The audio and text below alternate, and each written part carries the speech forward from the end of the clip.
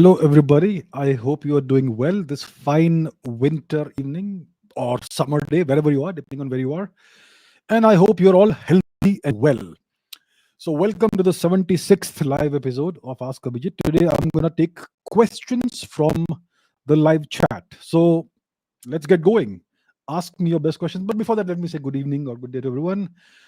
I can see Umang Sharma, Rishit Roy, Sumit Kumar, Ash Ketchum, Nomesh Kumar, Stay Fit, Stay Strong, The Lonely Seeker, Divyajit Singh, Tamaghna Biswas, Lavia Soni, Himanshu, Khushdev, Sankarshan, Dungar Singh Chauhan, Abhiyanshu, Keshav, Udit, Arya, Ublesh, Piyush Chiching, Ayan Chakravarti, Harshada, Adish, and everybody else. Good evening, good day to all of you. Great to be back with you all again.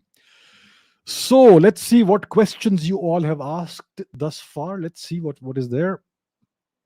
Lots of comments already. That's great. And I will take a few questions from the comments that you have placed in the videos as well, just to keep things flowing. So there were many questions I could not take yesterday. I may take a few of those as well today. Right. Okay, let's go. Let's begin with this question by Devan. Since Bharat is considered to be the son of Shakuntala, who is a character by Kalidas, and Bharat is considered to be the ancestor of the Pandavas, doesn't it conclude that Mahabharat is a myth?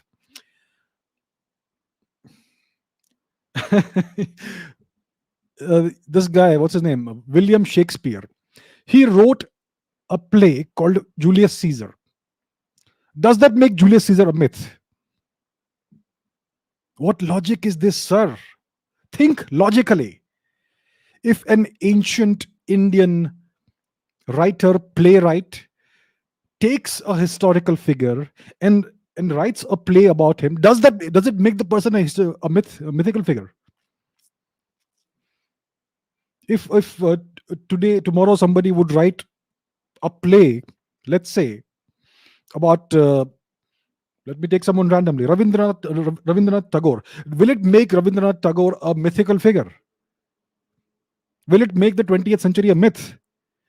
Please think logically, sir. It doesn't work like this.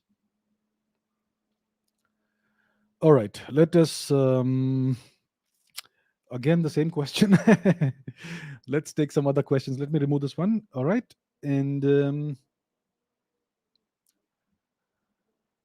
Akhil Acharya says, why doesn't India reunite with Bangladesh? Will it create a problem if both the countries unite? There are cultural issues, religious issues, right? Bangladesh is a different culture, a different. They have a different religious mainstream over there, and it all came out of the two nation theory, and I'm sure they believe in the two nation theory. They are the nation of Bangladesh is an outcome of that, essentially. I mean, India had the chance to reunite the two regions in 1971. Bangladesh was out of India for just 23 years by that time. And it's always been part of India. So India could have done it at that time for some reason, what is the reason? It eludes me. We did not do it. Today we have millions, maybe tens of millions of Bangladeshis, illegal immigrants all across India, in every city and town and village of the country. They are being tolerated and settled by the politicians for vote bank politics purposes. So we already have them in the country. It's changing the demography, and it's causing all kinds of problems. It's placing an additional burden on the economy and so on and so forth. So eventually, I think we will have to just reabsorb Bangladesh if this continues, because it looks like the borders with Bangladesh seem to be completely porous, completely open. They just seem to be allowed in whenever they wish. It almost looks like that. So if that is the case, just reabsorb the country. Yeah, if you just want to keep on allowing these infiltrators to come into India. I mean, in the last 10 years, how many deportations have happened, despite all the political promises? Negligible. I don't think there were even 1,000 deportations in the last 10 years plus. I may be mistaken off by a few by some numbers, but you get the big picture, that I'm trying to give you, right? Don't focus on the focus on the details, focus on the big picture. So clearly we are absorbing more and more Bangladeshis, but we are not deporting anyone. They are all getting genuine Indian documentation. You have a pan card, Aadhaar card, that's it, you're a citizen then, right? So that's what's happening. So I think eventually India will have to reabsorb Bangladesh in one way or the other, whether they like it or not. Boohoo. Okay. um Recently Nina Gupta won the Ramanujan prize, and an Indian mathematician Nikhil Srivastav solved 62-year old problem. Do you think that India can again become the land of mathematicians just like in the past? Yes, of course it can. Of course, India can become the number one mathematical superpower in the world. There's no question about it.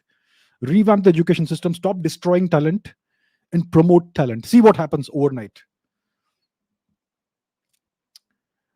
Okay, this is an interesting question. Can you please speak about the ammonites and in which era they were alive and what did they eat for survival and how is it related to Shaligram stone, which is auspicious to Lord Vishnu? Okay, let me explain what an ammonite is. Let me share my screen. Uh, this here, okay, this is what an ammonite looks like. So it's clearly a kind of marine mollusk, a cephalopod. You can see that they are found as fossils. Some of them are enormous, as you can see. Look at that. Check it out. And you find small ones as well, smaller ones that can be held in your hand that way. But yes, people focus on the gigantic ones. But you can find lots of these in the fossil record. And these are animals that lived in the past. I think they lived. This is a reconstruction of what it would have looked like. These animals lived in shells. They are closely related to the octopuses and squids and nautiloids, etc., that are present today. So this is what an ammonite looked like. They came in different sizes and shapes, uh, and they are also found as fossils, iridescent fossils. You can see it kind of shines and glows, and it has an iridescent sheen within it, as you can see. So that is what an ammonite is. Now let me remove that. Okay. So in which era were they alive? So let's begin with when they died out. So these are extinct animals. It's a family of animals that went extinct entirely. And it went extinct, ammonites went extinct during the Cretaceous Paleogene extinction event of 65, 66 million years before today. The extinction event that killed off the majority of the dinosaurs, but not all. So these were marine animals that lived in the oceans, and they died out during the same event that killed off most of the dinosaurs. And I think they first emerged on the fossil record about 500 or 400 million years before today, maybe 450 or so. Look it up, look it up. Okay, so that's the rough approximate figure I can give you. And we don't quite know what they ate for survival. I think they would have eaten plankton or microscopic marine organisms, mostly plankton, I would imagine.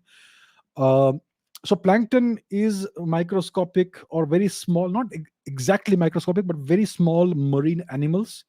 There are two kinds of plankton. There is phytoplankton, uh, which is actually marine plants, the same size as those marine animals. So there is phytoplankton and there's the regular plankton. So even today, the plankton is available. It's present all across the oceans. The whales, especially the baleen whales, eat plankton. That's what they eat. That's their primary source of nutrition. So it's most likely that these ammonids would have eaten ancient plankton from the oceans, which was available in plenitude in the ancient oceans. How is it related to the Shaligram stone? I think such fossils are even available in are even found in river beds, etc., in various parts of India, maybe in northern India as well. Maybe I think there's a river in Nepal as well, which is famous for these fossils. And culturally, they are believed to be, I don't know, not quite sure what's the cultural connection. They seem to be regarded as auspicious, a form of divinity, a form of Lord Vishnu, or auspicious to Lord Vishnu, Lord Shiva. I'm not quite sure about that. I can give you the answer from a biological perspective and a fossil record perspective. But yes, I'm aware of the fact that these are held as auspicious and sacred in some way. Not an expert in that, so maybe you can look that up separately. Okay, let us take some other questions. Um, let us see. Uh, Kazakhstan, Belarus. I will speak about that separately. Piyush Singh says, when there are excavations of ancient uh, human remains, why do we why do we only find male and female skeletons but not other 72 genders? I think ancient humans were, we need to cancel our ancestors, all of them. We need to cancel them all because they only had two genders. How rude, how whatever phobic. I don't even know what phobic it is, but yeah, they only had two genders. Ridiculous, ridiculous. How dare they? How dare they only have two genders? There should be a entire gender spectrum, right? What do they call those gender spectrums? Not sure what they call them, but there is the gender is supposed to be a social construct these days in the minds of certain people. It's not biological anywhere. It's not a biological reality. So the question Piyush has asked is a brilliant question. Why do the ancient human remains only occur in two genders? Incredible. Our ancient ancestors were, well, they should be cancelled for this sort of behavior. Hmm. Have humans descended from Mars on Earth? Well, show me the evidence. I am perfectly willing to consider hard evidence seriously. Show me the evidence that humans have descended from Mars. There is no such evidence. Therefore, I would say that it is a highly improbable, implausible hypothesis. There is not even there's not even a shadow of evidence that any such thing may have happened. Right? It's all speculation at best. So no, from the evidence we have, there is there's no such evidence. Uh, if the British hadn't come, would Kerala and Tamil Nadu be different countries? I would argue the opposite. There is so much, uh, there is this fractiousness in the Indian nation today. The Indian nation is a loose confederation of wildly opposing interests, and there is too much democracy, like the Chinese would say. There's too much federalism. Our politicians like to pretend, or at least say in public, that India's great strength is the federal structure of India. It is the biggest Achilles heel of India. And it is the consequence of the British occupation of India and the foreign constitution that was accepted by their stooges when India was given the dominion status, and then the transfer of power happened to the Congress party. They adopted a constitution and a structure, a system of governance that keeps India incredibly weak. Kerala, Tamil Nadu are beautiful, beautiful examples of Indian culture. They would not have been different countries. We are a very diverse people, but we are one people. This is something I have to keep saying on every single episode.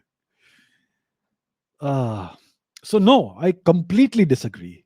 If India was had reverted to its historical civilizational form of governance, then India would have been much more unified, much stronger, much more cohesive, and we would possibly have been able to create a larger confederation beyond the political boundaries of India.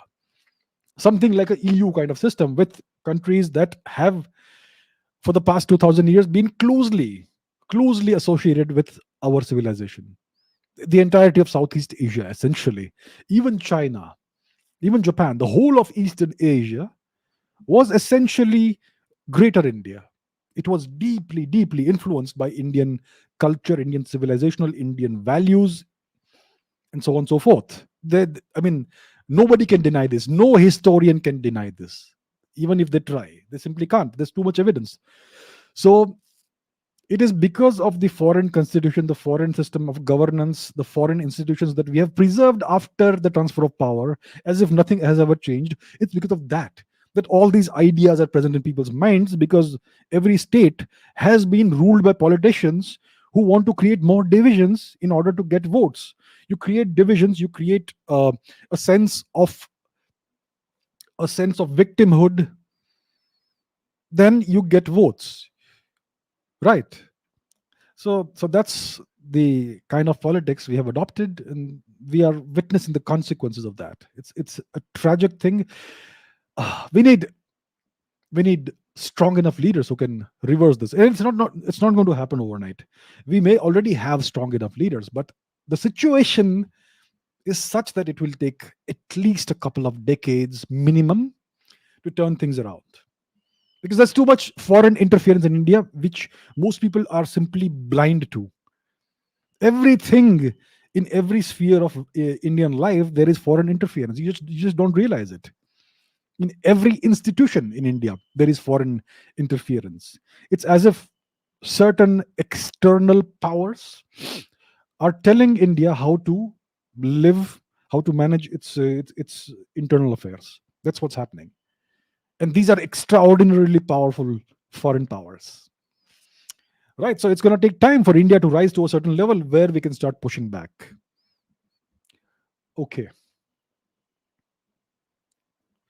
What's this question? Arya word is Semitic in origin, meaning high mountain place in North Vedic. Is it true? No.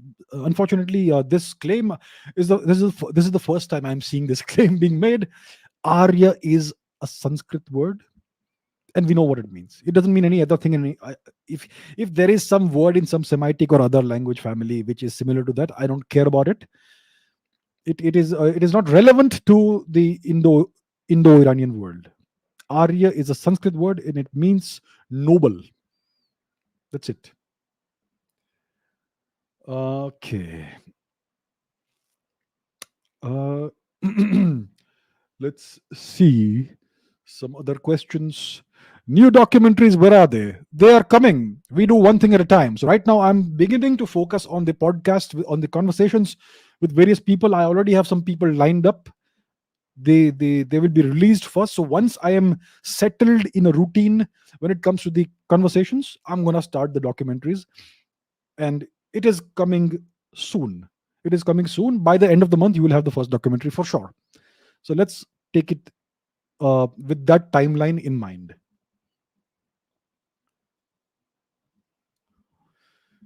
All right. Saket says, what explanation does science give for the Mandela effect, which many people experience? What exactly is the Mandela effect? It's when people have certain memories of things that never happened. Is that what it is? A collective memory of events that never happened. I think that's what the Mandela effect is. I think it's nothing to do with science. It's something to do with psychology. Is it? Not quite sure. Maybe I will look it up, and I'm not sure it's deeply rooted in science. Most likely, it may be. Um, if you consider psychology to be a hard science, so maybe. But I am not quite sure about this. Yes, I've heard about this, that people have this collective false memory of things that never really happened. And yeah, it's an interesting phenomenon, but I'm not quite sure what is the causative factor or factors of this phenomenon.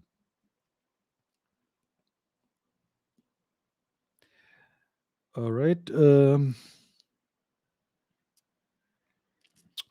Guru Krishna says, I'm currently doing my MSc in applied physics with material science specialization.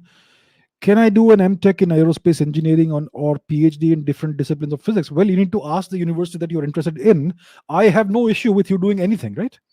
But unfortunately, the education system is highly bureaucratic. They have all these arcane and quite often silly rules that if you have this specialization or if you have this history, then you can't do certain things. Every university has different rules. I think most of the rules are managed by the UGC, which is another dinosaur of an organization, institution. It is still mired in the 19th and 20th century colonialism, the UGC. So I'm not quite sure. I have no issue. See, if you're doing MSc in applied physics, with whatever specialization, it means you have a good background in basic physics, in the fundamentals of physics. Because if you are doing a master's degree in any specialization of physics, it ensures that you have a good understanding, a good mastery of the basics, the fundamentals. And if your fundamentals are good, you can take anything. So engineering is nothing but applied physics again, right? Engineering just essentially, especially aerospace engineering, it is all about Newtonian physics mostly. So I don't see why there should be any issue in you doing an MTech after this, or a PhD in some other discipline, as long as you have the fundamentals right. So I don't see any reason why not. But well, various universities, etc., they have different rules. So you will need to check with whatever school, university, etc., you are interested in. So you need to be very careful in checking that. And I wish you all the best.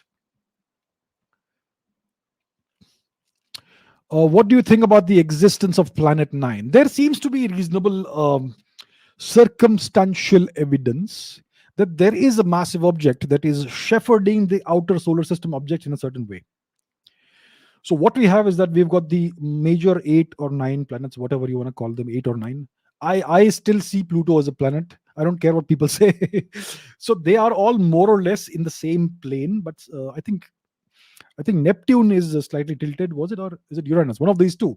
Pluto also has a reasonably weird eccentric orbit. But if you look at the objects beyond the orbit of Pluto, then you will find that they are all tilted with respect. Most of them are tilted with respect to the plane of the solar system, the plane of the major planets, and they are all clustered in a certain way, which you can deduce using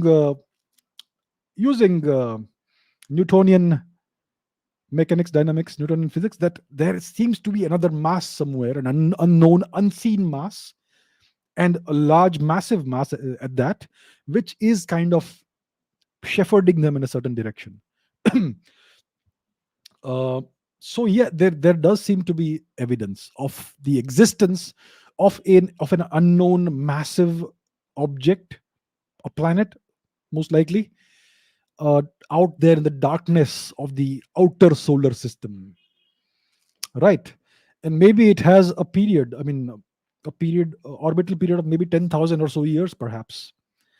So it is still a work in progress. Not everyone is convinced, but there seems to be a building consensus that this object seem or should exist out there. So I think it is something that we scientists need to take very seriously, and we need to uh, refine our calculations and try and look for this object, and try and construct a tentative orbit of this object, and then look for it there if it is possible. Maybe we could use the new James Webb Space Telescope to, if it has planetary science applications, to search for this if there is enough time given to it. The James Webb Space Telescope is now fully deployed. It is still moving towards the L2 Lagrange point. It's going to reach there in about, I don't know, half a month or so, maybe 20 days. And then it's going to be calibrated for, there is going to be testing calibration for the next 6 months or so, 5 6 months, and then it's going to be fully operational, certainly by the second half of the year, by the end of the year for sure. Maybe we could use that to look for this if in the infrared spectrum. So maybe that could help. All right. um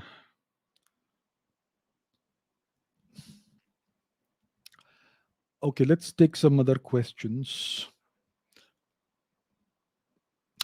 Shikhar Saraf says, if you get a time machine for once, in which era of history would you go? Well, why would you go to one era of history? I would go to all the eras of history and check out what actually was going on. So, if you have a time machine, use it to see all the eras of history. If you can only use it for once, maybe the Vedic era, maybe 10,000 years before today, so as to understand uh, what our ancestors were like, what the lifestyle and culture was like, and what the great river Saraswati was like in those days. So maybe that would be the era, maybe between 5 and 10,000 years before today. That's maybe where I would go if I had only one opportunity to use the time machine. And otherwise, I don't mind looking into the future as well. Right. Interesting question. I have spoken about Ram Setu multiple times. What was the role of World War II in the independence of India? Well, multiple. See, it's not just a single linear thing. There are multiple effects of the Second World War. First of all, it nearly bankrupted the UK. It nearly bankrupted Britain. And by this time, there was nothing left in India to plunder. India had been totally destroyed and sucked dry. And it was too much of an effort for the British to administer this entire subcontinent from so far away. So they thought, let's cut our losses and get out of India. There's nothing more to be gained from hanging on to India.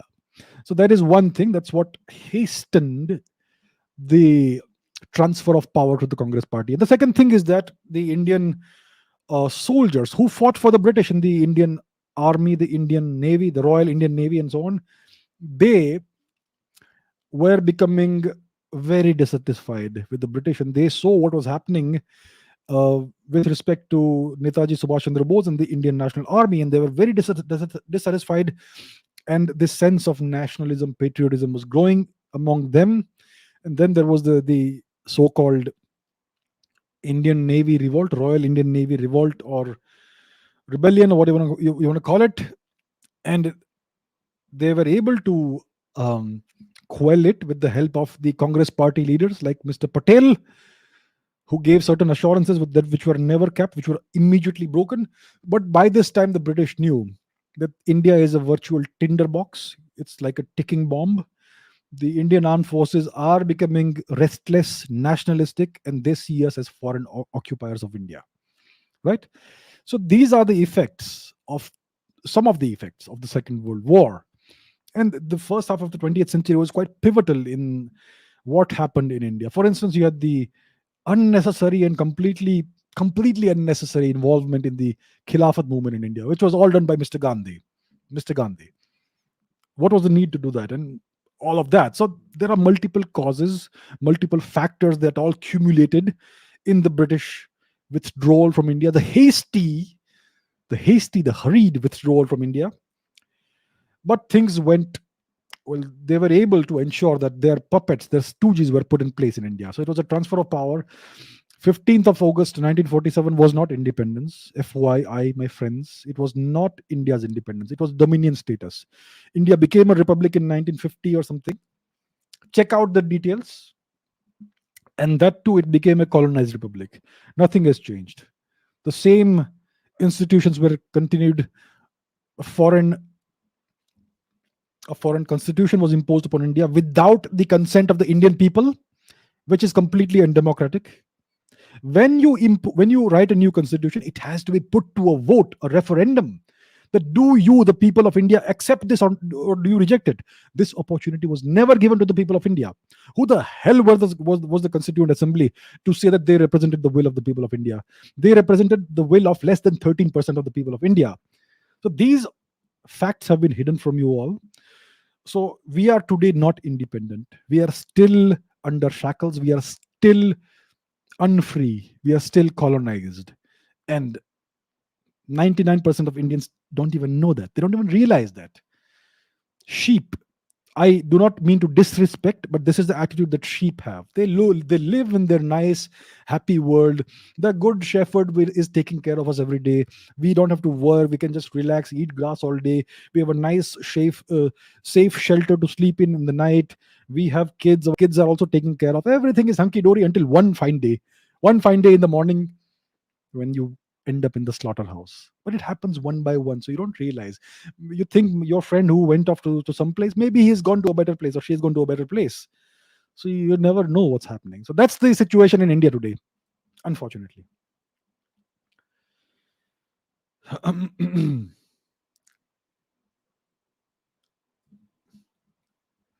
What to do then? Firstly, educate yourself. Once you understand what's happening, educate your friends and family. Speak about this. If you can write about this. Speak about this. Spread the word. Once there is a critical mass of understanding, the current system will no longer be tenable. It's not going to happen tomorrow or next week or next month. But if we all speak about this, if we spread the awareness, in the next 20 years, you're going to have different kinds of leaders coming out of India, especially the young people. They will have a different understanding. They will have a correct picture of India. So it thinks, see, the unit of change in history, the unit of time in history and in geopolitics is the decade. If you look at events at sub-decadal levels, you will see almost no change happening. You will see that everything is the same. But if you look at a nation or a period of history from a decade by decade level, then you will see how changes happen. So I would say it will take at least a couple of decades for a significant change to happen from the point of view of awareness among the youth, among the youngsters. The old folks, they're never going to change. They're not going to change their mindset. Their mindset is set in stone. So all we need to do is ensure that the youngsters are made aware of this. Today's 10-year-olds, 12-year-olds, 15 years old, 20-year-olds, 25-year-olds, these young people still have an open mind. As you get older, your mind gets closed and rigid. Youngsters are open to new ideas. They're open to seeing the truth. They want the truth. Youngsters are rebellious by nature. It's a good thing, right? So it's they who hold the keys to the future of the civilization. And what needs to be done is this: all of this needs to be communicated, not by one person, 10 people, by all of you. By all of you. So do that. It's a, there is power in numbers, and we have the numbers. So that's what needs to happen. All right. Please speak about the ninjas and the samurai. Well, maybe I should bring in an expert from Japan to talk about this. But the samurai were essentially the kshatriyas of Japan in the past 1,000+ years. They were the protectors of the realm. They were also, from time to time, great warlords. They even became de facto rulers of Japan from time to time in different eras. They also had internecine warfare. They used to fight each other from time to time and all. But they had what is known as the code of the samurai, the Bushido code, which is a set of moral principles that they would live and die by. Right? So they would die for the code. And they had a very clear set of rules and principles that they absolutely adhered to. Your honor was more important than your life. And the practice of seppuku or harakiri is part of that. Once you feel that you have dishonored yourself and your people in your nation, in your culture or whatever, it is better to commit harakiri, seppuku, in a ritual manner, which essentially restores the honor that you lost. So that is what the samurai were. They are very, very well. Their mission, their lifestyle, their code of honor, it is essentially, in a way, very much the same as the code of honor of the Kshatriya people of India or the Rajputs of India. Honor was paramount, duty was paramount, respecting your elders, respecting women, respecting, and so on and so forth. So that's what Bushido was. That was the code of the samurai. And the samurai were destroyed as an institution in the late 19th century by the Meiji emperor during the so-called Meiji Restoration. So they were traditionalists, the samurai. They refused to fight with modern weapons. Do you see parallels with certain Indian uh, peoples? So they were traditionalists. They believed in tradition. They refused to fight with modern weapons. You would have these soldiers standing with rifles, and the samurai would take out a sword charge and die in the process. So their refusal to change with the time led to their demise, and they essentially were um, marginalized and destroyed as an institution in the late 19th century by the Meiji emperor during the Meiji Restoration. Who were the ninjas? The ninjas essentially were assassins. They were assassins in Japan. So that's a very small subset of the people of Japan. And they had this art called ninjutsu, which was the art of the ninja. And they had certain specific weapons. The shuriken, which is the star-shaped throwing uh, throwing weapon. It's shaped like a star. And they would also use various toxins, poisons, and they were really good at being stealthy and so on and so forth. So that's what the ninjas were. I am giving you a very, very brief outline. It's a fascinating topic that you have brought out. Maybe in the future, if I can get in touch with some expert from Japan about these topics, then maybe I can do that. So I'll put that on my to-do list, long-term to-do list.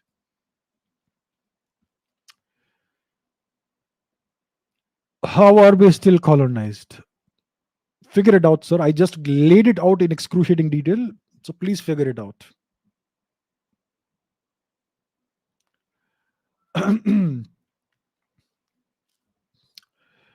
Gautam Buddha got enlightenment at Bodha Gaya, but in the present day, nobody follows Buddhism here in Bodha Gaya, Bihar. Why?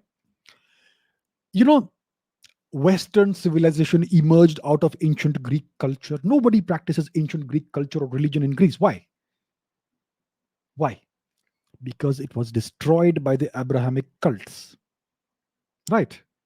Similarly, what happened to the practice of Buddhist, to what happened to Buddhist practices in Magad in Bihar? It was all eradicated, uprooted, destroyed to the last person by the Turks, by the invading Turks. Today's Marxist historians try to portray Hinduism, they call it Brahmanism, as the force that destroyed Buddhist practices in India. That is completely not true. Totally not true. Firstly, I have said this, and I'm going to keep saying it: Buddhism and Hinduism are not separate things. There may be minute differences, and Indians simply lack the understanding of the big picture view of things. Indians only want to concentrate on small, tiny, minute things and then blow them out of proportion. And it is not your fault, my dear friends. It is the education system that does that. They ask you to write an essay in the exam and you make one small spelling mistake somewhere, you get one name wrong, you say 1532 instead of 1531, then you will get half the marks, then half the marks will be deducted. So Indians are forced to only focus from childhood on small minute details with, and they simply never understand how to look at the big picture. And that's why Indians think, they have been led to believe that Buddhism and Hinduism are separate, because there is these small little one or two differences between them. But look at the values. They are the same values. Look at the principles. They're the same principles. Look at the belief in karma. It's the same. 99.9% of things are the same.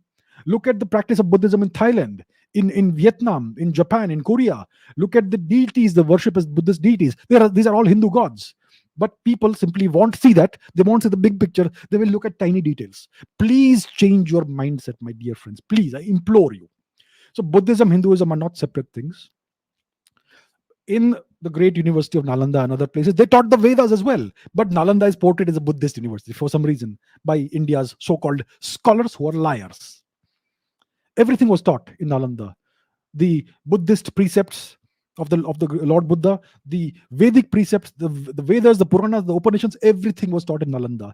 When you look at the so-called Buddhist scholars who went to China and exported Indian texts, do you know how many Vedic texts were exported? Do you know that they were also experts in the four Vedas? They will not tell you this. Kumara Jiva, the great Kumara Jiva, whose statues you will find all across China and Chinese occupied territories, he was an expert in the four Vedas apart from the precept of the Buddha. They will not tell you this. Buddhism, Hinduism is the same thing. When the Turks came to India, invaded and occupied India, they had seen mainly what are called Buddhist practices across Central Asia, because that was the prevalent flavor of Dharma, which was prevalent in Central Asia. So they called these statues Buddh. And wherever they saw practices that looked like the practices they had seen in Central Asia, they wanted to destroy that, because they were barbarians. Barbarians not by blood, but barbarians by behavior. Murderers, genocidal maniacs. That's what they were. The same Turks defended India in the Turk Shahi dynasty in Gandhar. The same Huns became part of Indian culture, but their descendants later on became the monsters who destroyed much of India and Indian culture. So the Turks, they saw, wherever they saw something that looked like the Buddhism they had seen in Central Asia, they wanted to uproot and eradicate that. So that's why they destroyed all of India's universities, because there were aspects of Buddhism quite visible there. So they destroyed all of India's universities. They beheaded tens of thousands, hundreds of thousands of teachers and monks and students, millions, I'd say millions. And that's why wherever they saw Buddhism, they killed the teachers, the practitioners, and destroyed libraries, universities, and all that. That's why what you guys call Hinduism still survived because they did not go for it in with that viciousness. They went for what they perceived as the Buddha practices. So it is a Turk that eradicated what you guys call Buddhism from India, not just from Bodha Gaya, but across the Indian subcontinent, from Gandhar to Vanga Pradesh, Bengal, and I would say in the south also. Eventually, they never conquered Lanka, which is why Lanka is still. You will see that the Sinhalese people, they practice what is called Buddhism today, right? And they did not conquer Southeast Asia, which is why Thailand, Burma, and all the other Southeast Asian countries, they practice what we call Buddhism. But in Thailand, you will see the worship of Ganesh everywhere, the worship of Vishnu everywhere. Now, are these Buddhist gods? No, these are dharmic gods, for God's sake. Right. So that's the answer, my dear friends. And I would request you all, I would like to request you all that when I say these things, I am showing you a certain path, a certain direction. I am hoping that you guys will do some of your own research and study this further. How do you do it? Do a Google search and look at the first 50 results in detail. It takes time. I'm not going to spoon feed you with facts and details and references. It's going to take time for you to understand this properly. You think I learned this over a weekend? So please do your own research. I can show you the direction. I cannot spoon feed you. It is not feasible for me to spoon feed you. I am giving you the information that I have, whatever I've learned over the decades. Please do your own research. You are all intelligent people, all of you. Please use that intelligence. Please rediscover it and use it. Be curious, ask questions, go to Google or whatever your favorite search engine is, and examine all of this in great detail. All the information is available in the public domain. You just need to know how to look for it. So please do that. All right. Let me take um, some questions that were asked in the previous comment. So there is one here. Wanted to know the roots of vegetarianism. Are humans anatomically omnivore or vegetarians, or is it for survival? This is an interesting question. So if you look at the human digestive system, the length of the intestines, etc., it is quite short compared to herbivorous animals like cattle, cows, buffaloes, deer, right? The human digestive system is shorter than herbivorous animals. That is one piece of evidence. The intestines, if you lay it out in a straight line, it's going to be much shorter than that of a herbivorous animal. Number two, our teeth are flat. We don't have those Dracula teeth, right? I mean, we do have some canines, 4 canine teeth, but that's it. So it's a vestige from a much older time when when our ancestors may have been purely uh, carnivorous animals, perhaps like 50 million years before today, when our ancestors were rat-like or shrew-like creatures, mammals. But today we have flat teeth, which indicates that we may have been in the recent past primarily vegetarian, primarily. But our digestive system is short. When you are a herbivorous animal, a ruminant animal, you have a much more extended digestive system. Cows and buffaloes and cattle have multiple stomachs. We only have one, which also indicates that in recent times we have been consuming meat. Our ancestors have been consuming meat, maybe in the last 2 million years. If you look at our closest cousins, our closest relatives, the chimpanzees and the gorillas. The chimpanzees are omnivores. They eat whatever comes to their hand. They even engage in cannibalism. Other monkeys at times, or even sometimes other chimpanzees, brutal, vicious, wild, savage, violent apes like us. Our other cousins, the gorillas, are purely vegetarian. So it's a mixed bag. So from the evidence we have, our teeth indicate we are primarily vegetarian. We do have some canine teeth. I think 4 canine teeth, maybe more. If you're a dentist, you may correct me. Look at the big picture, please. and our digestive system is shorter than that of a typical herbivorous animal, which indicates that we are omnivores. We are omnivores. Now, the roots of vegetarianism in India are philosophical, cultural, spiritual. We lived, our ancestors in the past 70,000 years lived in the Indian subcontinent in a land of plenty. Everything you could ask the gods for was available, right?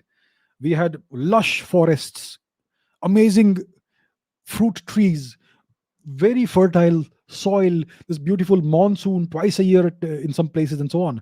So you could develop agriculture, you could grow things, and you had so many plentiful vegetables and fruits.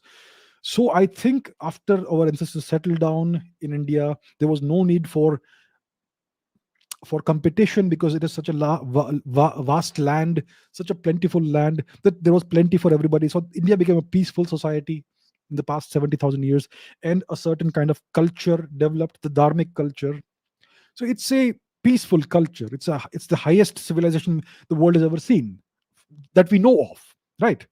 So the idea of eschewing unnecessary violence was at the heart of dharmic culture, right? So don't cause unnecessary suffering to anything, whether it's plants, animals, whatever. You need to eat fruits and vegetables, but why unnecessarily kill animals when you can get the same nutrition from plants? So it's a cultural concept. It's at the heart of dharma, and it's not mandated for everybody. Historically, people who are warriors would have eaten meat, right? And we have evidence of meat eating that we find from place to place, time to time, in the ancient historical archaeological record in India.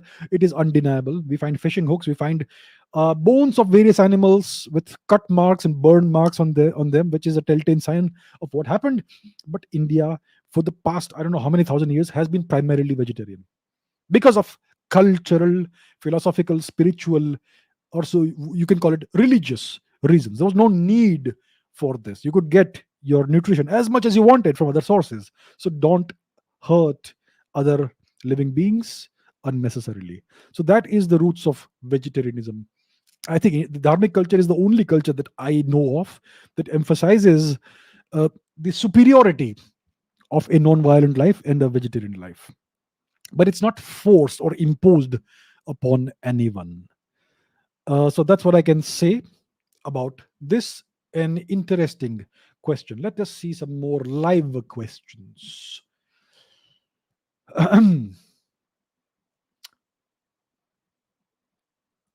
um, are there any mentions of Brahmins eating meat and drinking wine? You know what? I am not an expert in this. I have not gone through millions of pages of ancient literature. So my answer is I don't know. I don't know. Most likely, you would not find too many mentions in ancient literature of the priestly class of Indians eating meat and drinking wine, but you would certainly find mentions of the warrior class of people and um, the classes of people that engaged in hard physical labor. They would have eaten meat, and I would not be surprised to see that. But I don't have a definitive answer because I have not studied this particular uh, question in detail. Right.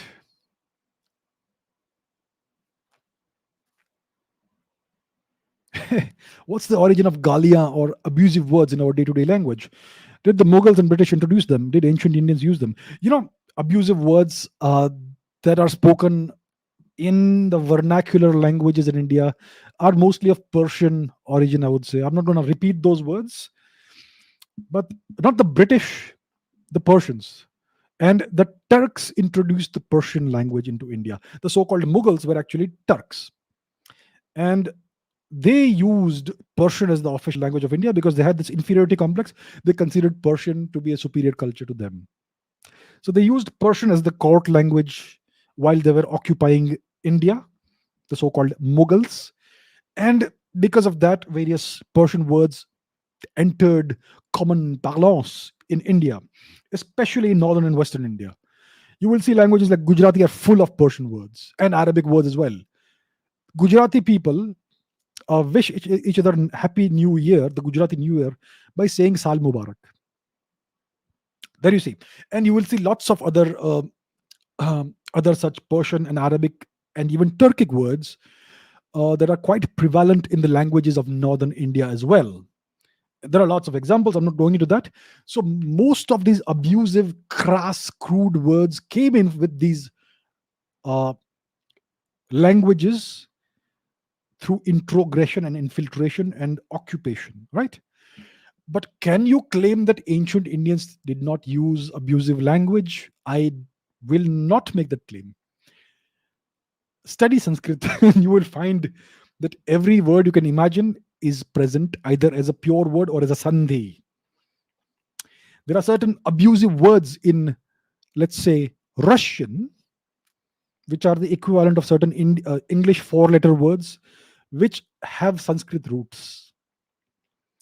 So so it is incorrect to believe that our ancient ancestors during the classical era, the classical Sanskrit era, and the Vedic era would never have used abusive language. Come on. We're human beings.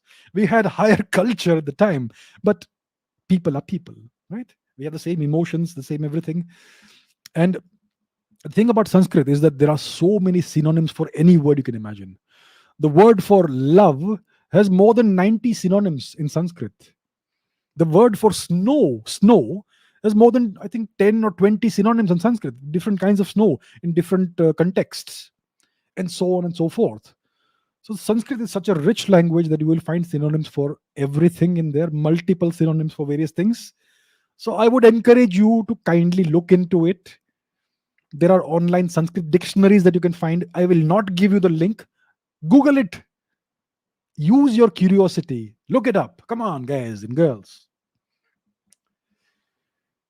Right. Was Mr. Gandhi secretly a British mole on a mission to destroy Hindu culture? I will leave that judgment to you. I have spoken about various facts, recorded facts about Mr. Gandhi on many occasions. I have given references to books about Mr. Gandhi, modern books about Mr. Gandhi, with factual data in them on multiple occasions. Please look through that. And I will leave this judgment, the final judgment, to all of you. Please use the data I have provided, and please use your own intelligence and wisdom to come to a conclusion.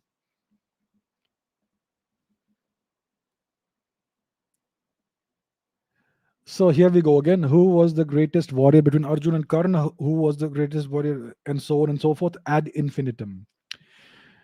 Arjun was the superior person, the superior human being, and the superior warrior. I don't care what your favorite TV serial shows you. I had recently spoken about this matter in a couple of videos, and I got comments from some people saying, I am waiting for your apology video, because she had seen something else in her favorite TV serial. So please do not react to data that doesn't agree with your preconceived notions. Don't react emotionally to it. React intelligently to it.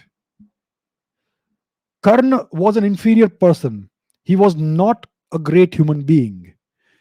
He was hot tempered, he was impulsive, he was abusive, and he was not the better warrior. TV series, they need new controversies to attract attention and eyeballs and TRPs, and that's why they will distort history. They will back project present day notions, etc., and worldviews and ideas into something that happened many thousands of years ago. So please, if you want to really understand the Mahabharata era, read a translation or read the actual text. Read a translation in your native language, read a translation into Hindi, read a translation into English, read an abridged version if necessary, or read the original Sanskrit. But you have to do a reading, complete reading once. Otherwise, who the hell do you think you are to consider yourself an expert? From TV serials? Are you kidding me? Please approach the right uh, please use the right approach when examining historical events. You don't become an expert by watching a TV series. You become Well, your mind is then filled with lies if you see TV series. Please don't do that.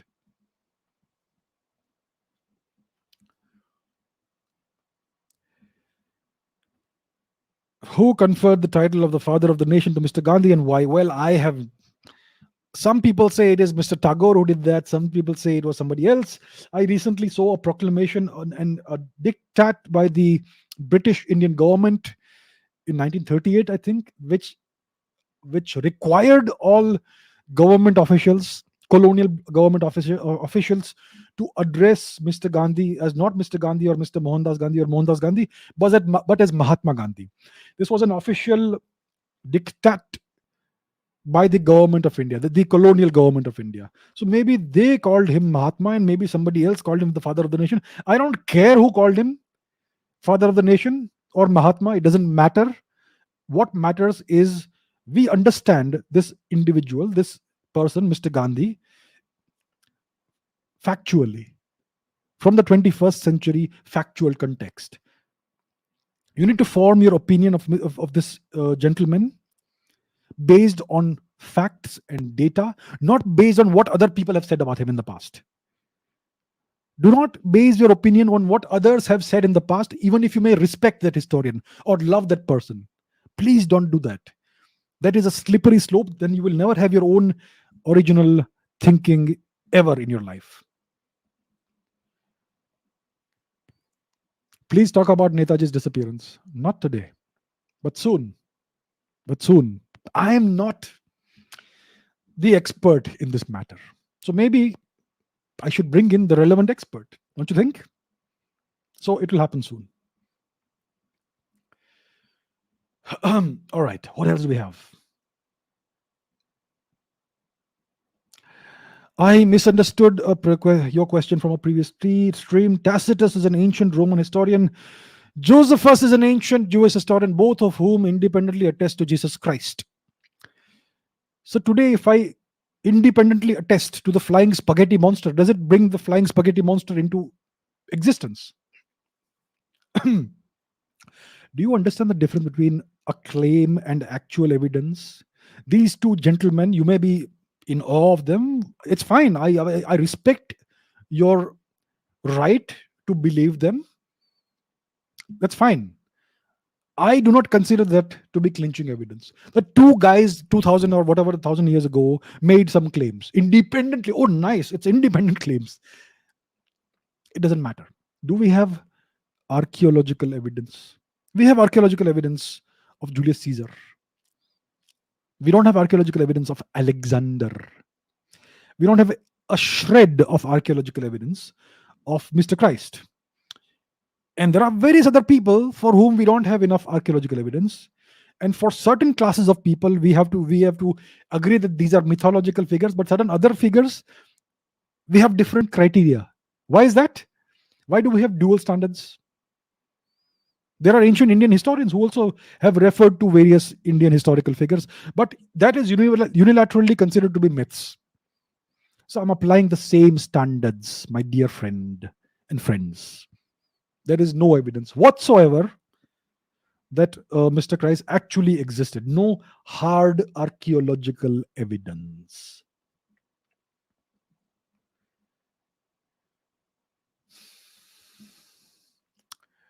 Okay, what else do we have? Let me take a different question. As an aspiring theoretical physicist, I would like if you gave a message to the next generation of scientists and the motivation to do something for the greater good, seek answers, embrace curiosity. Well, what can I say to the next generation of aspiring scientists? First of all, study the fundamentals. Study the fundamentals very thoroughly. Spend the majority of your time learning the fundamentals of your discipline, whether it is physics, whether it is chemistry, it is biology, or some engineering discipline. Study the fundamentals. Focus on that first. If you have your fundamentals right, you can do anything. And if you're a physicist, theoretical physicist, please spend a lot of time mastering the math. Math can get complex, but yeah, it's no big deal. You can learn it. Secondly, if you can master the fundamentals, always keep an open mind. Don't close off your mind. Don't be influenced by dogma. There are so many physicists and scientists who have a dogmatic approach. We know what happened to Subramaniam Chandrasekhar. He um, did his research about black holes and neutron stars as a graduate student in the 1930s. And the eminent physicist, British physicist Arthur Eddington, shot it down. He said there should be a law against a star behaving in such a manner. And because of this, Subramaniam Chandrasekhar was marginalized for a couple of decades at least, even though other physicists knew he was right. So this sort of group think has existed forever in science. In the 1950s and 60s, American doctors, scientists used to endorse smoking. They used to appear in tobacco ads. I have shown this in the past. Google it. They were lying to the public. They were telling the public there is no danger in tobacco smoke and smoking. Right? And the same approach continues today in a different context in the West. And they say, don't go against the science, follow the science. What I say is the science. What another scientist says is lies. What sort of approach is this? They're politicizing science and they are allowing themselves to be sold to the highest bidder. So, to the aspiring scientists, I would say, please maintain your integrity. Don't say things because you are paid to say those things. Half the news you hear today is lies, and behind all those lies are scientists today. I am not going into any specifics, but I think you all are intelligent enough to understand what I'm saying. So that's what I would say. Maintain your integrity. Don't lie to yourself, first of all. Secondly, focus on the basics, the fundamentals, master your subject, spend hours, hundreds, thousands of hours doing that. And then be curious, embrace your curiosity, embrace your imagination, and don't fall for groupthink. So that's what I can say, my friends. All right. Please explain about Oumuamua. Those were my people. Don't tell anybody. Shh. Right. What else do we have? Okay. Can you please explain more about hard archaeological evidence? Well, let's talk about the great barbaric terrorist Timur.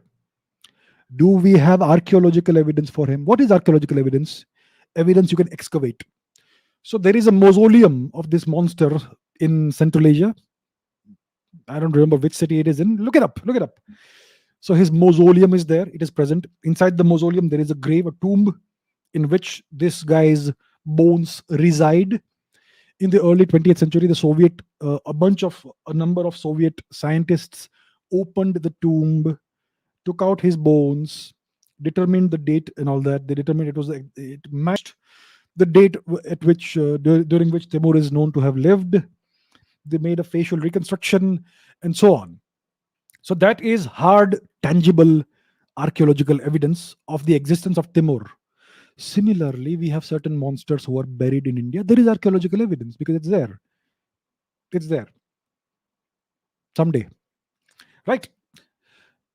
Now, what is the lack of archaeological evidence? It means nothing exists on the ground or under the ground that would give testimony to the fact that something happened. For instance, they claim there was an invasion of the Aryans in India. Right? Now, if you look at the archaeological record in northern India, western India, present day Pakistan, present day Afghanistan, you will see not a single evidence of any warfare. No dead bodies thrown around, no bones with cut marks on them or fatal wounds. You don't see evidence of destroyed or burned cities. You see nothing. That is called lack of hard archaeological evidence because there's nothing that supports this claim. Right? So that is the difference between the presence of archaeological evidence and the absence of hard archaeological evidence. I hope that makes it simple to understand. All right.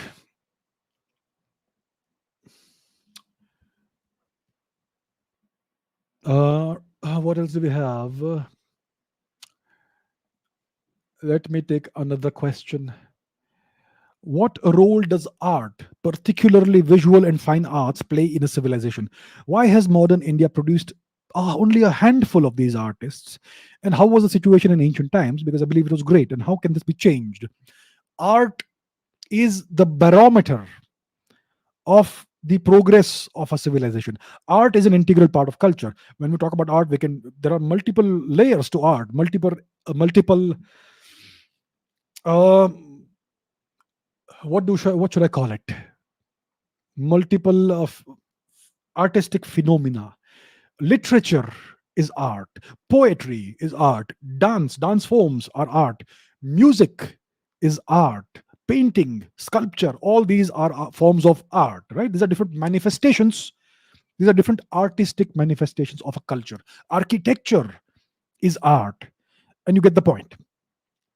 A, a civilization that is at its pinnacle is going to see an outpouring, outburst of artistic activity, because a civilization that is at its peak is extremely financially prosperous, very high standards of living, and politically stable, which means that people have the time for leisure activities such as uh, going and listening to a concert, a musical concert, a drama, a play, and they have the time to invest in architecture and painting and all that. So the more artistic a civilization is, the greater the artistic output, the higher the level of advancement of the civilization. And the same goes for science also, science and technology. So art is a beautiful and accurate barometer of the level of advancement of a civilization. Today, India is a broken civilization. India is no longer a civilization. India is merely a mediocre nation state with low standards and very low per capita GDP. People, even today, their first thought when it comes to the children is that they should get a stable job. They should just survive. That is the first thing everybody has in mind. And if a kid wants to become an artist or a sports person, there is no money today in that.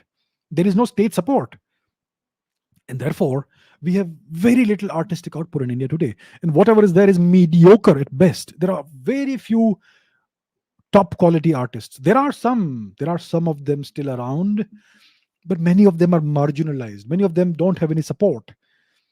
And art cannot flourish without patronage from wealthy people. Either the artists themselves have to be wealthy, or they should have patronage from the state or from society. Today, nothing of that sort exists. The only art today is Bollywood, which is garbage. It's garbage. And no disrespect to certain people who are a part of Bollywood.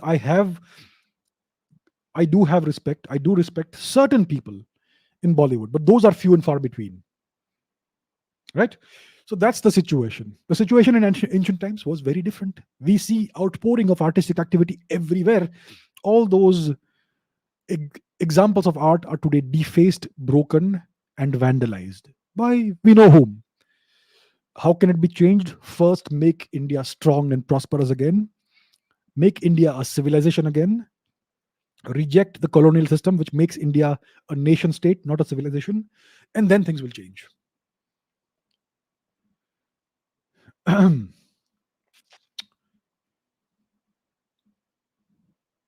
Right. What else do we have? Rajkumar Singh says, how did humans learn the most scientific and advanced language, Sanskrit? Was it provided to us by some advanced higher beings? It contains all the words that can describe every aspect of life. Languages evolve. Before Sanskrit, there was the mother of Sanskrit, whatever it was. We don't know.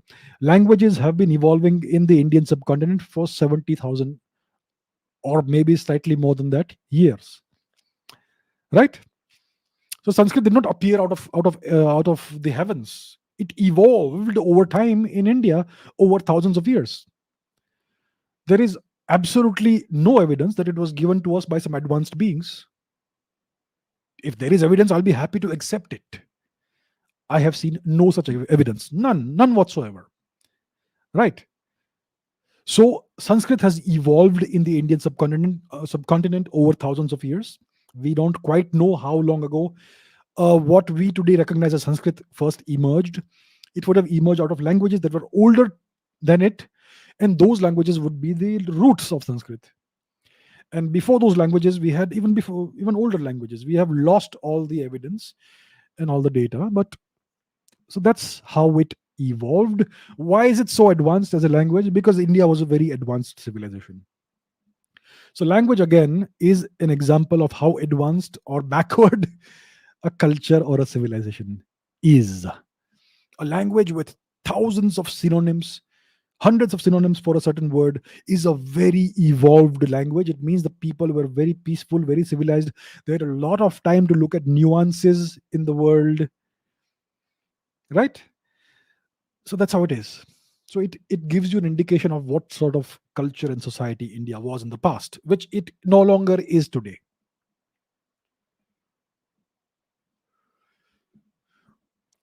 Why is India's role in WW2 World War II always ignored? Well, please don't ignore it.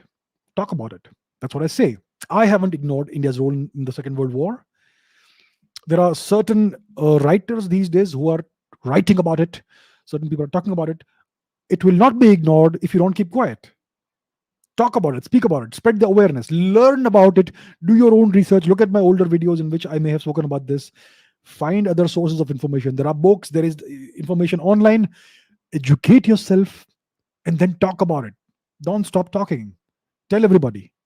Go tell everyone. Shout it from the rooftops. Then it will be impossible to ignore if everyone does this.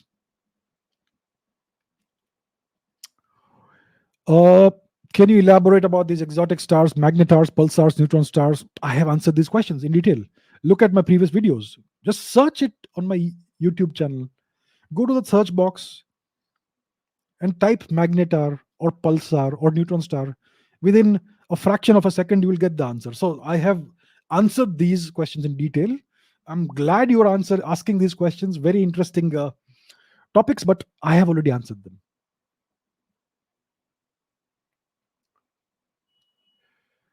Okay, I can see lots of questions I've answered before. I'm looking for some interesting questions that I haven't taken up before.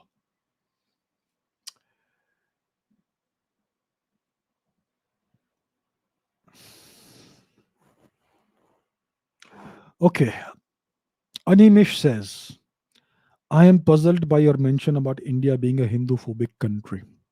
Yet I see everyone celebrating all our festivals and cultural events with all enthusiasm. Am I missing something? My dear friend, you're missing a very big deal of what's happening in India. This is why I say it's all there in front of you, but you can't see it. Have you seen the Indian Constitution? Have you seen it? And have you seen the articles 25 to 30, 29 or 30? Have you read them? No. Have you seen how India's institutions operate? Have you seen that the repeated bans on certain festivities only when it comes to Hinduism? Have you seen how Hinduism is portrayed in your education system? Have you seen, or are you not able to see it? Yeah, some people are celebrating the festivals with certain enthusiasm. In almost every state, you are seeing bans on various manifestations of Indian culture, whether it is in northern India, western India, eastern India, southern India. I'm sure it's not there in every state. I don't have all the data, but you know what? There are glaring examples in front of everybody. But you are missing something. So what can I do for you, sir? The entire system, all the institutions, see how they operate. You are educated, all of you. Please examine things meticulously and thoroughly. It's all there in front of you. Our constitution is a foreign constitution. It doesn't regard Indian culture as anything worth preserving or worth valuing. It is not even based or rooted in Indian civilizational values. And you say that India is not a Hindu phobic country? What can I say, sir? What can I say? If you wish not to look at what the situation is, feel free not to.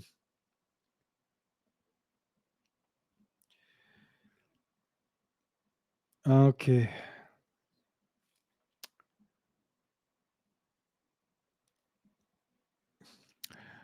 Can you please comment on the city of the monkey god found in the jungles of Honduras? The monkey god carving is of no other than Lord Hanuman. Is it written there in some script that it is Lord Hanuman? There is a monkey god there. Okay, let's say. I agree, I've seen that. How do you know there's a connection with Lord Hanuman? They also have monkeys everywhere there. We also have monkeys everywhere here in India. Is it not conceivable in your mind that maybe they came up with the idea independently? I am not saying there is no possibility that there may be a connection. I am not saying it. But as of today, we don't have any actual hard evidence, whether genetic evidence, literary evidence, linguistic evidence, cultural evidence, that conclusively proves this. There is circumstantial evidence that indicates that there may have been connections, but nobody has investigated that. And until somebody investigates it scientifically, we will not have any evidence. And therefore, from the lack of evidence today, it is wrong to draw connections and claim that this is Lord Hanuman. Who told you it is Lord Hanuman? Did you see it written somewhere? Did you see a carving or an inscription that says it is Hanuman? No, it's a monkey. They had lots of monkeys. They still have lots of monkeys. Maybe they also saw. See, the peoples, the native peoples of America, North as well as South America, they were polytheistic people. In polytheism, you worship everything. Everything is a manifestation of the divine. The sky, the rivers, the land, the trees, the plants, the animals, the people themselves. There is divinity everywhere. And therefore, I am not surprised that they saw monkeys, which are so intelligent and so similar to us, and they saw that as a manifestation of the divinity that is present everywhere, and a superior manifestation, perhaps, of divinity. And that's why perhaps they worshipped their monkey god the same way Indians worship Lord Hanuman. Isn't it possible? Aren't there other explanations that can also explain the presence of a monkey god? Then how can you only focus on one explanation and blank out everything else?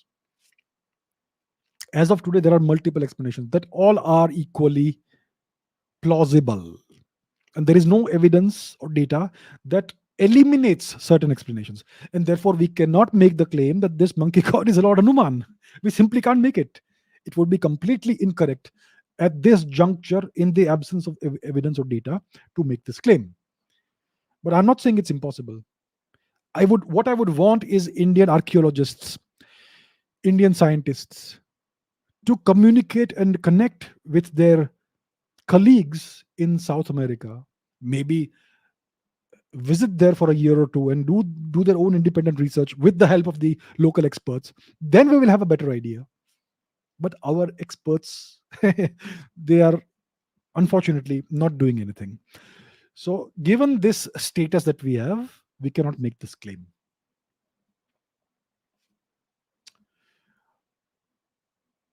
All right.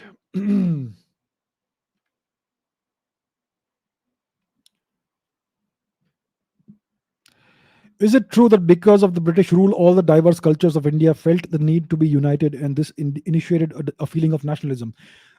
India has one culture. India has one culture with lots of local manifestations. It is not diverse cultures. It's only one culture, which has lots of local manifestations. Okay, let me give you some evidence for a change. Give me a second. Let me find something, an image that I can show you. What do we have? Let me share an image with all of you.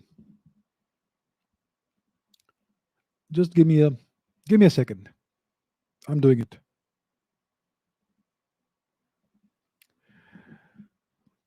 Okay, take a look at this, please.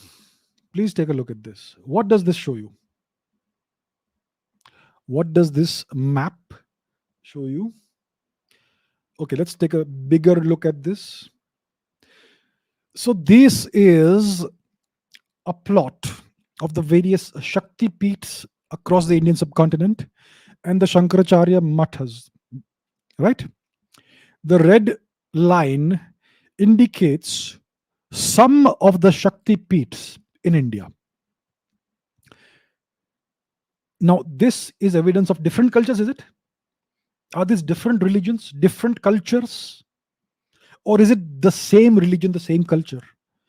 And do you see it extends from Balochistan to Assam, from uh, from Punjab, or rather Gandhar, all the way to southern India? So how can you say we had different cultures across India? Don't you see India was always united from this? The same culture, unified by the same culture, same belief system, same philosophy, same spirituality, same civilization. So, on what basis can we make the claim that we had diverse culture and the British unified us because they instilled a feeling of nationalism? If there was no nationalism before the British came, how did the Shankaracharya find open arms waiting for him wherever he went in India? If he was to be regarded as somebody from a different culture, would he be accepted? Please, my dear friends, think logically. All the information, like I say, is there in front of you, but somehow you are not able to see it. You have to find a way to open your eyes. All the information is there in front of you. Please use your own intelligence. You are all intelligent people. You may have been led to believe by your teachers that you are not intelligent. Your teachers are lying. You are all intelligent. All of you. Please discover the intelligence within and use it.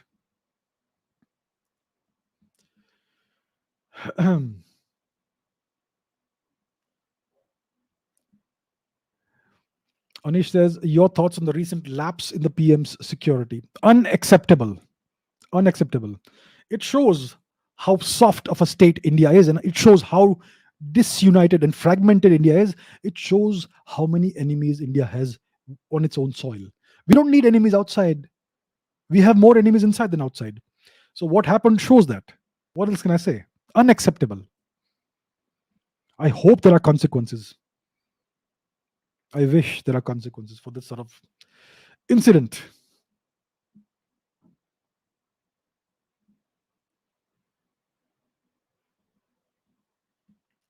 Here we go again. It is not true that India has been a single polity before the British. Okay, I need to. This is unacceptable. I don't need to see this sort of thing. If you don't agree, then please don't watch. Listen to me speak. The thing is, I show data and evidence, and you rely. Some people rely on what their beliefs are. Even if you show all the data in front of them, they will say no. मैं नहीं मानूंगा. Go please. Ah, right.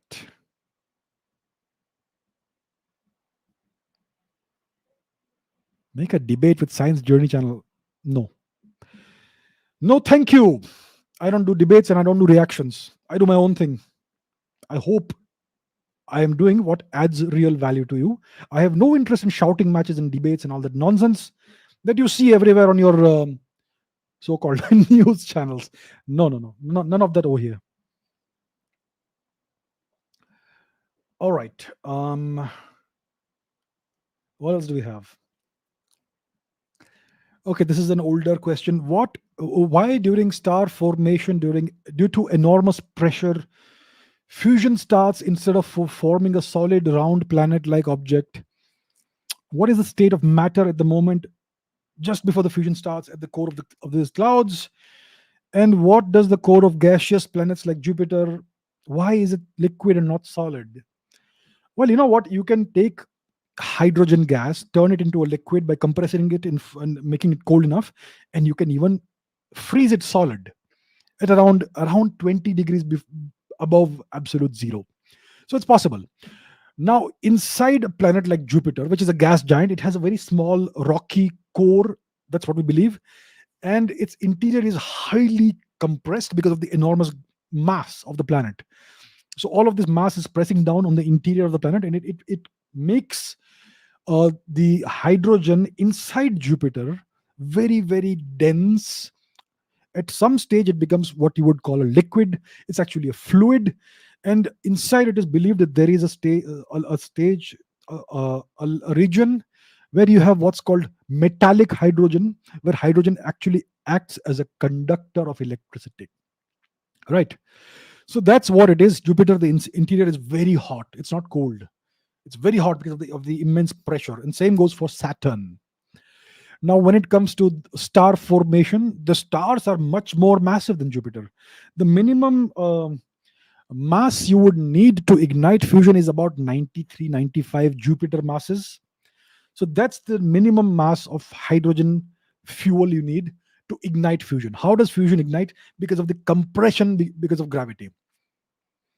So the upper layers push down on the interior layers because they're heavy, and eventually, when there is sufficient mass, at the core of the star, there is so much pressure, such incredible forces at work, that atoms of hydrogen start fusing together because of this pressure. And that is the fusion reaction, which gives rise to helium. And that is the ignition point of nuclear fusion in a newborn star. So when you look at the sun, if you do, that is a fusion reaction in process. It is a nuclear fusion reaction, a nuclear fusion explosion that you are seeing. So the state of matter, we don't quite know exactly what it will be. There are certain hypotheses, but what I can say is that it is incredibly dense and compressed hydrogen at the core of a star at the moment that nuclear fusion uh, is triggered off. Okay, let's take a couple more questions. Um,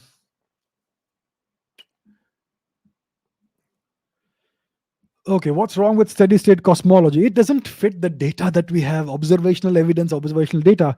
Steady state cosmology says the universe has always existed. It's been here forever. It's immortal. Nothing changes. The state stays the same as what we kind of observe today. But the data and the evidence that we have from observational astronomy completely in contradiction with this belief. What we find is that the universe is expanding, and the expansion is accelerating. The further you are, the further the galaxies are blue shifted, and so on. So we have evidence that completely contradicts this theory, right? So that's what's wrong with it. It doesn't fit observed data. You can come up with theories, but then your theories have to be able to match observed data, and they have to be able to predict phenomena that we witness.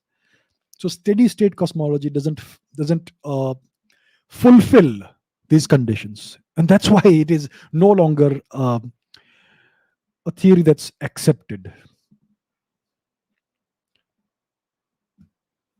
All right. Mm. Okay, Coach Dev says the education system is utter crap. So what should a teen do? Can Hindutva make India a superpower? Role of RSS in India. Okay, let me take the first question. I will not. Otherwise, it will take a long time. If the education system is terrible, what should a teen do? Educate yourself regardless. The education system is something you have to endure, it is something you have to tolerate, because as of today, you still need a degree to get a good job. So just put up with it, get your degree, whatever it is, your whatever degree it is, in whatever field you're interested in. But apart from that, concentrate on acquiring genuine knowledge. Today, you can acquire knowledge from your phone anytime on demand.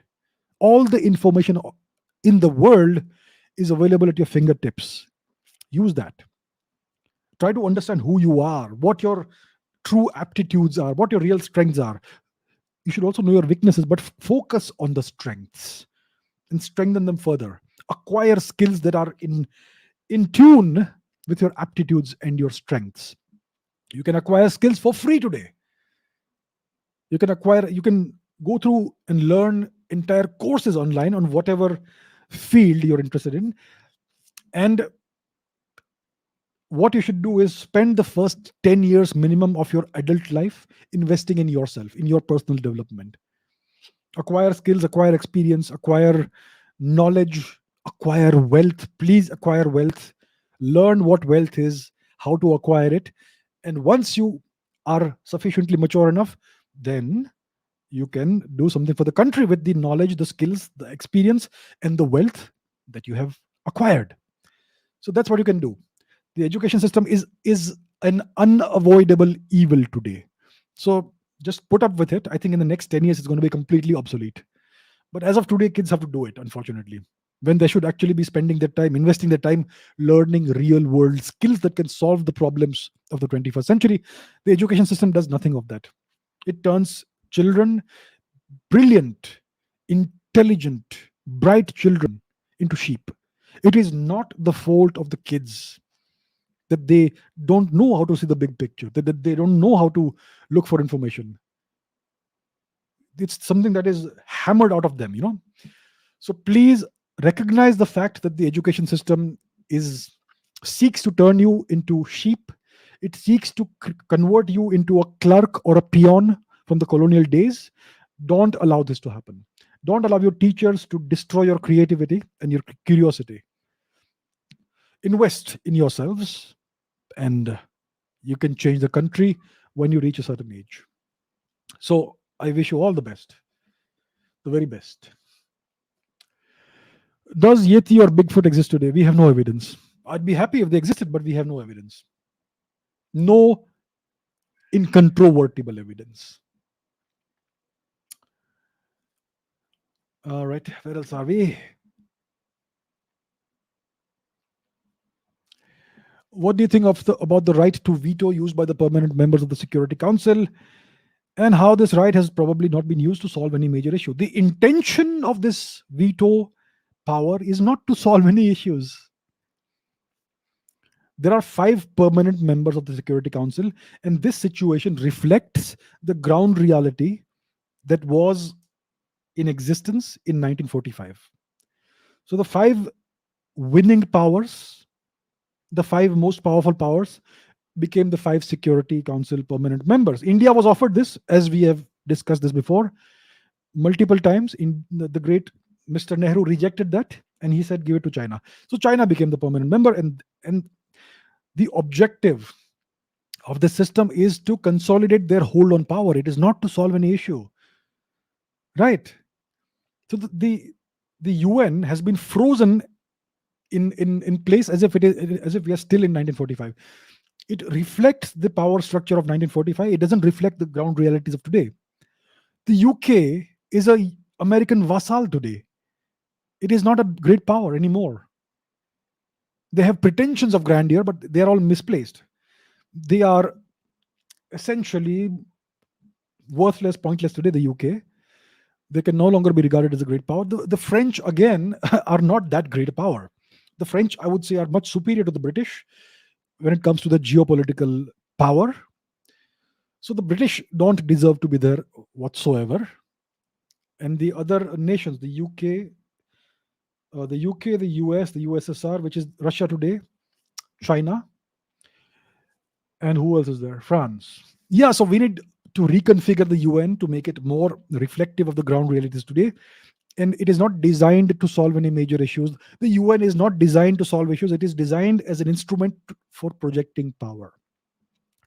The Chinese are doing it brilliantly with the WHO, which is an arm of the UN, and the Americans have done it time and again. When it suits them, they will say follow the UN resolutions. When it doesn't suit them, they will completely ignore and go against UN resolutions. So that's how it is. India had the opportunity, but our so-called leader rebuffed these opportunities multiple times. So what needs to happen is India needs to go its own way. Forget about the UNSC, become a major power in your own right. Understand what power is and develop that. All right, my dear friends, let me take one more question. One more question for today.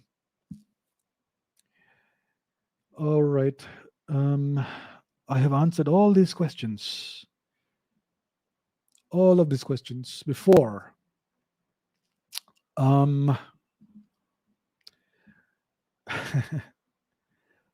Ask me interesting questions, guys. Do we have something?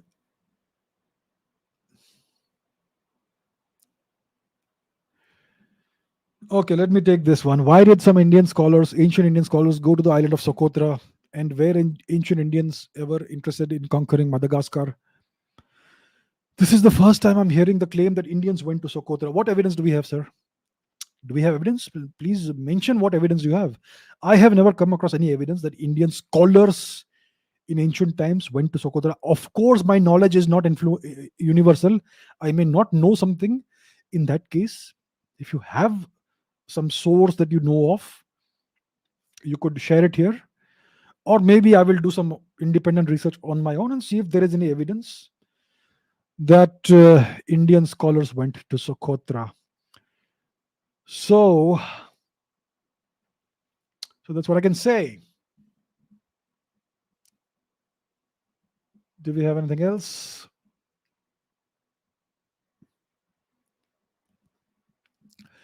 India had just 3 unicorns in 2016. After Startup India scheme, India has 84 unicorns in 2021. We were only behind the US, China in terms of unicorn in 2021. Future of our startup ecosystem, I think it's brilliant. I have criticized the government many times in the past. This is something the government needs to be uploaded for. Uploaded, not uploaded. Yeah. So this is great. 84 unicorns out of from a number of just 3 5 years before that. So that's a big explosion in the number of unicorns. That is great. I would like to see this trend continue. Why can't India have the most number of unicorns in the world? So I think the government is doing something right. It needs to continue that, and if it continues that way, then India's future is bright. India's startup ecosystem will do well in that case. All right. Okay, that brings me to the end of today's session. Thank you very much for your questions. Tomorrow we have a special episode, the first episode of the Abhijit Chavda podcast, and tomorrow's guest is the acclaimed historian and writer Anuj Dar. Same channel, 9 p.m. India time tomorrow. I look forward to seeing you all there. It's going to be a very interesting discussion.